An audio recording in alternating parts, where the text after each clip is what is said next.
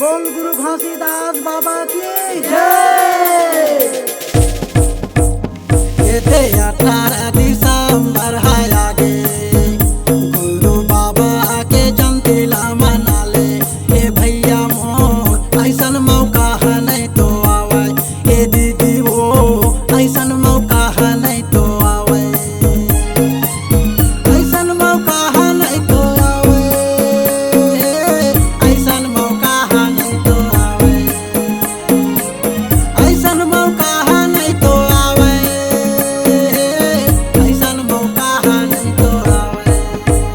येते 18 दिसंबर है आगे, गुरु बाबा के जयंतीला मनाले। ए भैया मोर ऐसन मौका है नहीं तो आवे, ए दीदी वो ऐसन मौका है नहीं तो आवे।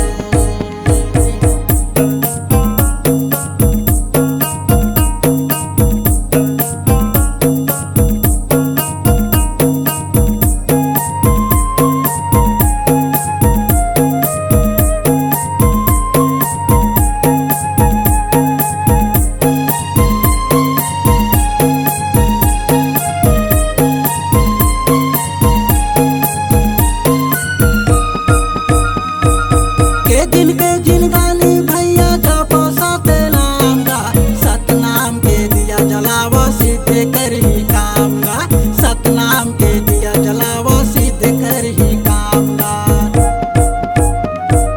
के जिन गानी भैया जपो सतनाम गा, सतनाम के दिया जलावो सिद्ध करही काम गा, सतनाम के दिया जलावो सिद्ध करही काम गा।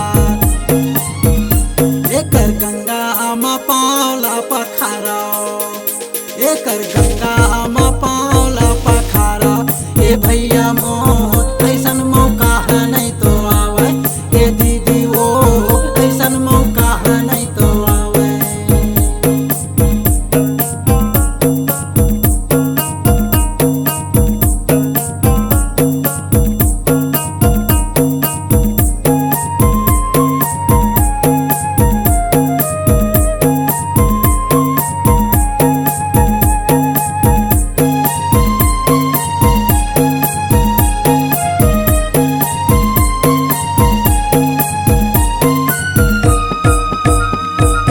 पहले वे काही भैया नरियर चढ़ा देगा, मानो कमला पूरा करते हमर घासीदास का, मानो कमला पूरा करते हमर घासीदास का। पहले वे काही भैया नरियर चढ़ा देगा, मानो कमला पूरा करते हमर घासीदास का, मानो कमला पूरा करते हमर घासीदास का। एकर खड़ा होके पैया लगाओ, एकर खड़ा होके पैया लगाओ। ए भैया मोर ऐसन मौका है नहीं तो आवे, ए दीदी वो ऐसन मौका है नहीं तो आवे।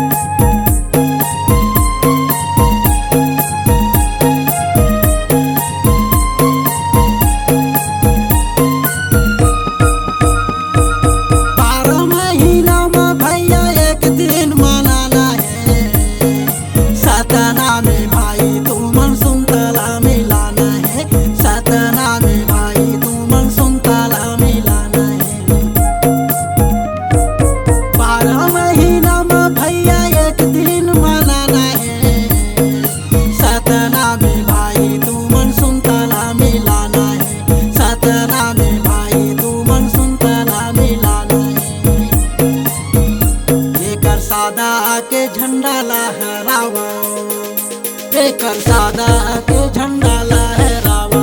ए भैया मोर ऐसन मौका है नहीं तो आवे, ए दीदी ओ ऐसन मौका है नहीं तो आवे। ए दे 18 दिसंबर है आगे, गुरु बाबा के जयंतीला मना ले। ए भैया मोर ऐसन मौका है नहीं तो आवे, ए दीदी ओ ऐसन मौका है नहीं तो आवे। ऐसन मौका है नहीं तो आवे, ऐसन मौका है नहीं तो आवे, ऐसन मौका है नहीं तो आवे, ऐसन मौका है नहीं तो आवे। ए दे 18 दिसंबर है आगे, गुरु बाबा के जयंतीला मना ले। ए भैया मोर ऐसन मौका है नहीं तो आवे, ए दीदी ओ ऐसन मौका है नहीं तो आवे। ए भैया मोर ऐसन मौका है नहीं तो आवे, ए दीदी ओ ऐसन मौका है नहीं तो आवे। ए भैया मोर ऐसन मौका है नहीं तो आवे, ए दीदी ओ ऐसन मौका है नहीं तो आवे। ए भैया मोर ऐसन